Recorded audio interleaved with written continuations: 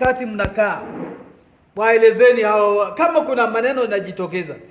Sisemi nendeni sitoi tamko fulani.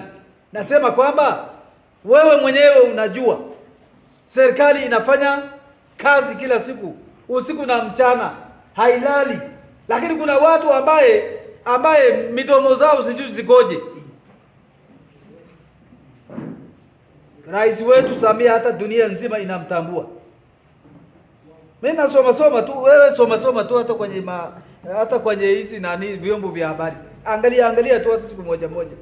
Sio rais ambaye yuko nyuma, lakini sisi tunaona kwamba ni mambo ya mchezo tu. Lakini waambieni kwenye magenge, kwa sababu hii ni halmashauri kuu ya Chama cha Mapinduzi.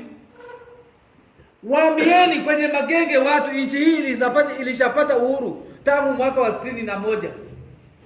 Sasa uhuru gani wengine wanatafuta? Sisi boy. Zibu nanaelewa.